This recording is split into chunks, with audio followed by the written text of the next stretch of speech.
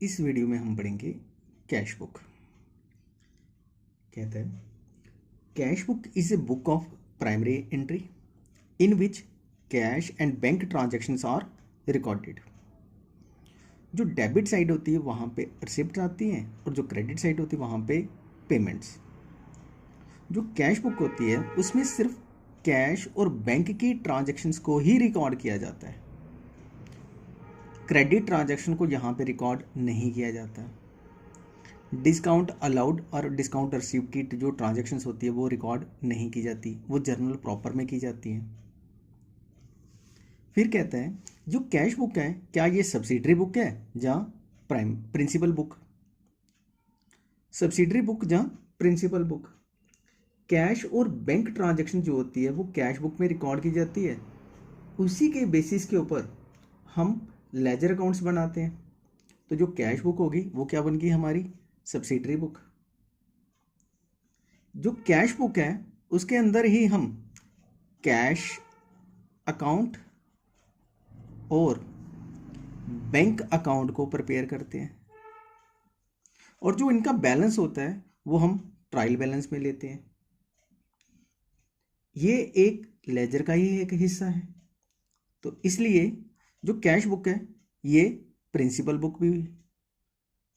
तो cash book क्या होगी, सब्सिडरी बुक भी होगी और प्रिंसिपल बुक भी। तो इसलिए cash book is a subsidiary and principal book means both, ये दोनों हैं। फिर ये कहता है कि जो कैश बुक है इसकी कितने टाइप्स हैं। तो सबसे पहले एक सिंपल कॉलम कैश बुक होती है और जिसको हम बोलते हैं single column cash book, simple cash book और सिंगल कॉलम कैश बुक। इसमें सिर्फ ओनली कैश ट्रांजैक्शंस जो हैं वो रिकॉर्ड करते हैं। कौन सी ट्रांजैक्शन रिकॉर्ड करते हैं, जो सिर्फ कैश के रिलेटेड है। जो कैश के बिना है उसको हम रिकॉर्ड नहीं करते। उधार वाली ट्रांजैक्शन यहाँ पे नहीं आती, चाहे हमने परचेज किया हो चाहे हमने बेचा हो। सेकंड पार्ट आता है इसका टू कॉलम कैश बुक, जिसको हम डबल कॉलम कैश बुक भी बोलते हैं, जिसमें कैश और बैंक की ट्रांजैक्शंस को रिकॉर्ड किया जाता है। जिसमें कैश रिसिप्ट की भी, बैंक रिसिप्ट वाली भी, कैश पेमेंट और बैंक पेमेंट वाली भी रिकॉर्ड की जाती है। तो सबसे पहले कैश बुक का format, date, particulars, ledger folio, amount, ये आ गया हमारे पास डेबिट साइड। इसी तरह क्रेडिट साइड में date, particulars, ledger folio, amount और क्रेडिट साइड। तो सबसे पहले आपने ये देखना है कि जो डेबिट साइड होती है यहाँ पे 2 आता है और जो क्रेडिट साइड आती है वहाँ पे बाय। जब हमने कैश बुक बनानी है तो कैश बुक में जो रिसिप्ट साइड होगी वो कौन सी होगी, डेबिट साइड, और जो क्रेडिट साइड होगी वो क्या होगी हमारी पेमेंट साइड।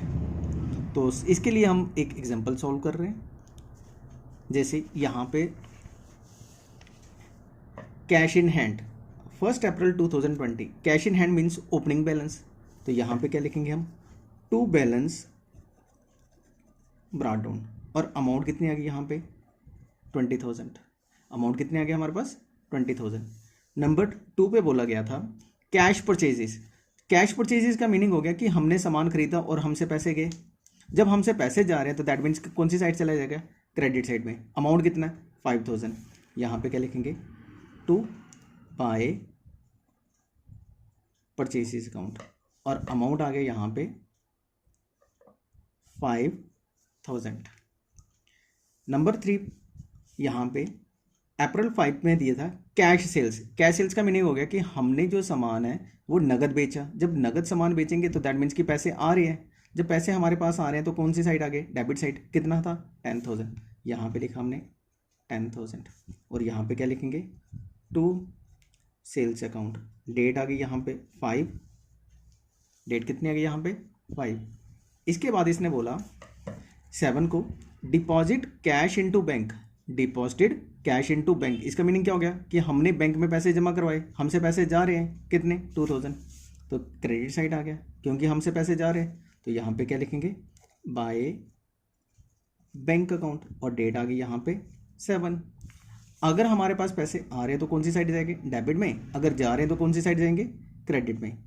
अब इसके बाद इसने बोला 8 को वेजेस पेड इन कैश, फिर हमने पैसे दिए, मीन्स किसके लिए दिए, वेजेस के लिए। तो यहाँ पे आ गया 8 बाय वेजेस अकाउंट, और अमाउंट कितना आ गया हमारे पास 500।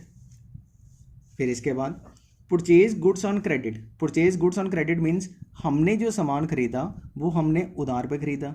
जब सामान हमने उधार पे खरीदा तो इसमें कैश का कोई लेना देना नहीं था, मीन्स यहाँ पे कैश की ट्रांजैक्शन नहीं है, तो हम ये वाली ट्रांजैक्शन नहीं लिखेंगे। ये मैंने क्या कर दिया क्रॉस, कि ये वाली ट्रांजैक्शन कैश बुक में नहीं आएगी।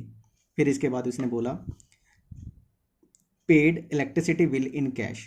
Paid electricity bill means electricity bill हमने पे किया, पैसे हमसे जा रहे हैं कितने 500, और किसके लिए दिए हमने, इलेक्ट्रिसिटी बिल बाय इलेक्ट्रिसिटी। फिर इसके बाद issued cheque to Shyam. Issued cheque to Shyam का मीनिंग हो गया कि हमने शाम को चेक इशू किया, हमने कैश तो नहीं दिया।